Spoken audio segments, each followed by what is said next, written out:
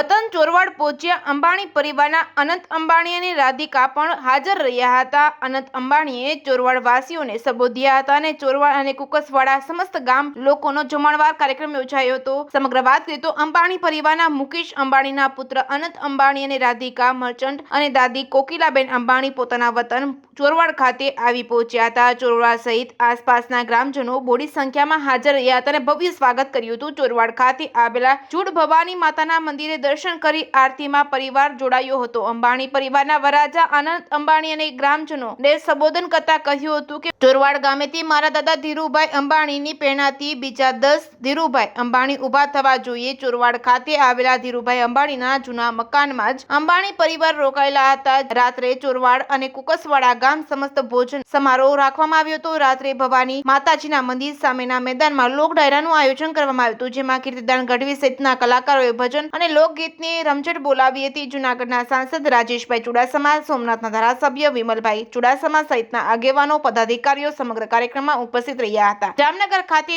દેશ વિદેશના વિવિધ ક્ષેત્રના મહાનુભાવો અને સ્ટાર કલાકારોની હાજરીમાં 3 દિવસ પ્રી વેડિંગ કાર્યક્રમ યોજાયો બાદ ધીરુભાઈ અંબાણીના વતનમાં કોકિલાબેન અંબાણી, અનંત અંબાણી અને રાધિકા સહિત પરિવાર ચોરવાડ ખાતે આવી ભોજન સમારોહ અને સાંસ્કૃતિક કાર્યક્રમ યોજવામાં આવતા ગ્રામવાસીઓએ ગૌરવ સાથે ખુશી વ્યક્ત કરી હતી। જે કેસ ગુજરાતી સાથે રાજુ પંડ્યા, કેશોદ। જામનગરમાં પ્રી વેડિંગ ફંક્શન કરી અને સમગ્ર દુનિયાને જામનગરમાં કર્યું, પણ અમારા માટે ખુશીની વાત એ છે કે 1995માં આદરણીય સ્વર્ગસ્થ ધીરુભાઈ અંબાણી એમણે પોતાના વતનમાં જઈ અને ગામ ધુમાડો બંધ કરી અને સમગ્ર આજુબાજુના ગામ લોકોનો જમણવાર કરી અને એમને મળવા માટે અને આ માટીની તાકાત શું છે સમજાવવા માટે થઈ અને 1995માં એ અહીંયા ગામમાં આવ્યા હતા। ત્યારબાદ 2010-11માં એમના દીકરા મુકેશભાઈ અને અનિલભાઈ અને કોકિલાબા આ 2010-11માં આવી અને આ પરિવાર અહીંયા પોતાના વતનમાં આવી અને એક સાથે બધા પરિવાર રાસ રમ્યા હતા। એવી જ રીતે ત્રીજી પેઢી અનંતભાઈ એમને વિચાર આવ્યો, એટલા માટે હું ચોક્કસપણે સમજીશ કે અમારી આ માટીના સંસ્કાર કહેવાય કે ત્રીજી પેઢીને પોતાના દાદાનું વતન યાદ કરી અને એ ગામમાં પોતે પોતાના લગ્ન જીવનની શરૂઆત કરતા હોય અહીંયા મા ભવાનીના આશીર્વાદ લેવા માટે અને ગામ લોકોના આશીર્વાદ લેવા માટે જ્યારે અહીંયા એમણે પધાર્યા હોય ત્યારે સમગ્ર ગામમાં ખૂબ ઉત્સાહનો માહોલ છે। અને હું ચોક્કસપણે કહીશ કે આ ગામની માટીના સંસ્કાર જે ના કારણે એમને અહીંયા ખેંચી લાવ્યા ત્રીજી પેઢીને, ત્યારે હું અંબાણી પરિવાર વતી, ગામ વતી હું એમનો ખૂબ આભાર માનું છું। રજતભાઈ, ખાસ કરીને આનંદભાઈએ કીધું કે ચોરવાડમાંથી જ હજી 10 ધીરુભાઈ ઊભા થવા જોઈએ, શું કહેશો આ બાબતે? મેં કીધું એમ કે આ માટીની તાકાત જ છે કે અહીંયા 2 સંસદ સભ્ય પણ જન્મા છે, અહીંયા 5-5, 7-7 ધારાસભ્યો પણ આ માટી આપ્યા છે અને આ દુનિયાને સૌથી મોટા ઉદ્યોગપતિ તરીકે ધીરુભાઈ અંબાણી પણ આપ્યા છે, વિરેન્દ્ર શાહ પણ આપ્યા છે। એટલે આ ગામની એક તાસીર છે કે આ ગામ આ દેશને રત્નો આપતો જ રહ્યો છે, આ રાજ્યને પણ રત્નો આપતા જ રહ્યા છે।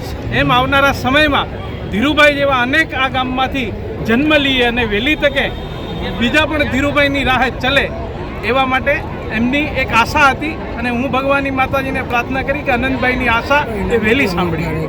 મારું નામ વિમલ ચુડાસમા છે। ચોરવાડ નગરપાલિકાના પ્રમુખ તરીકે સેવા કરવાનો મોકો મળ્યો છે, ત્યારે સોમનાથના ધારાસભ્ય તરીકે પણ સેવા આપું છું। ત્યારે ખાસ કરીને આજે શુભ લગ્ન પ્રસંગે અનંતભાઈ અંબાણી અને રાધિકાબેન અંબાણી બંનેના શુભ લગ્ન પ્રસંગે આજે તેમના જીવનની શુભકામના આપું છું। મા ભવાની અને સોમનાથ દાદા તેમને ખૂબ પ્રગતિ કરે અને સુખ શાંતિ આપે એવી શુભકામના આપું છું। અને ખાસ કરીને એમને ચોરવાડ ગામે મુલાકાત લીધેલી અને સમસ્ત શહેરને ધવાળાબંધ જમણવાર આપેલો અને એના પછી ડાયરાનો પણ પ્રોગ્રામ છે। અને ખાસ કરીને અનંતભાઈ જે હું જ્યારે દર્શન કરતો હતો ત્યારે એમની સાથે વાત કરતો હતો ત્યારે મને મળ્યા, એમને ખૂબ જ ચોરવાડ પ્રત્યે લાગણી છે। મને 4 વાર કીધું કે તમે ખાસ કરીને ચોરવાનું કંઈ હોય તો મને કહેજો, અને ત્યારે મને એવું લાગ્યું કે એમાં મેં શેઠ ધીરુભાઈ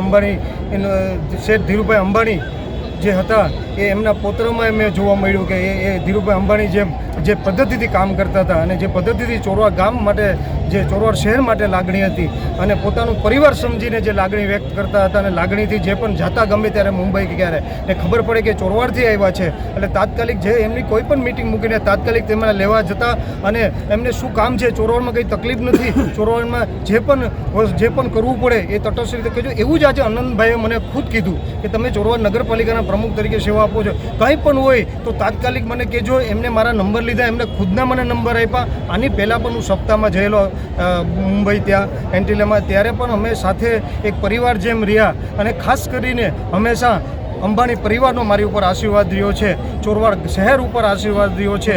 એમ કાયમી માટે મારા ચોરવાડ શહેર ઉપર પણ આશીર્વાદ રહી અને ખૂબ એ લોકો પણ પ્રગતિ કરે, આમને આમ કરતા રહી અને ચોરવાડનું નામ રોશન કરતા રહે. અને એમ તેમના શેઠ ધીરુભાઈ પાસેથી પણ અમને પ્રેરણા મળી છે. તેનાથી પણ અમે પણ એમના પ્રેરણાથી પણ એક વિસ્તાર સોમનાથના ધારાસભ્ય તરીકે સેવા કરવાનો મોકો મળ્યો છે અને તેમના ગામના પ્રમુખ તરીકે સેવા કરવાનો મોકો મળ્યો છે. ત્યારે અમે જાહેરમાં કહેતા હોય છે કે અમે શેઠ ધીરુભાઈના ગામેથી આવીએ છીએ, અમને સમજાવવાની જરૂર નથી. અમે શેઠ ધીરુભાઈ પાસેથી શીખ્યા છે અને એના માર્ગદર્શન માટે, એના માર્ગદર્શન નીચે હંમેશા માટે ચાલતા રહીશું. વિમલભાઈ, જે રીતે વાત કરવામાં આવે તો કોંગ્રેસમાં જે રીતે પક્ષ પલટાની મોસમ ચાલી રહી છે, વિમલભાઈનું સ્ટેન્ડ શું રહેશે? કોંગ્રેસમાં જે પક્ષ પલટાની મોસમ જે તમે વાત કરો છો એ તો જે લોકો જાય છે પોતાના સ્વાર્થ માટે જાય છે, કોઈ ડરીને ધમકીના હિસાબે જાય છે, કોઈ પોતાની લાલચા માટે મંત્રીઓ બનવા માટે જાય છે અને જેનું હૃદય નબળું હોય એ પાર્ટી છોડીને જાય. વિમલનું હૃદય તો મજબૂત છે અને વિમલને કોઈ ડરાવી ન શકે, કોઈ ધમકાવી ન શકે. વિમલ મજબૂત માણસ છે. વિમલ જાય તો પ્રેમથી જાય અને વિમલ ક્યારેય જવાનો નથી. કોંગ્રેસ પાર્ટીએ મને ખૂબ આપ્યું છે. 4 વાર નગરપાલિકાની ટિકિટ આપી છે, 2 વાર ધારાસભ્યની ટિકિટ આપી છે. ગુજરાતની કોર કમિટી જે ઇલેક્શન કમિટી છે, જે પહેલાં વિમલ ટિકિટ લેવા માટે જતો, આજે કોંગ્રેસ પાર્ટીએ એને ટિકિટ દેવાવાળો બનાવ્યો છે. આજે એ કમિટીમાં મારો સામેલ કર્યું છે. ત્યારે આજે પાર્ટી છે અને સૌરાષ્ટ્રમાં હું જ્યારે જીતો ત્યારે કહેતો આ એક સિંહ કાપી છે અને સૌરાષ્ટ્રમાં પણ એક સિંહ વધ્યો છે અને એક સિંહ પણ એ આ લોકો માટે કાપી છે.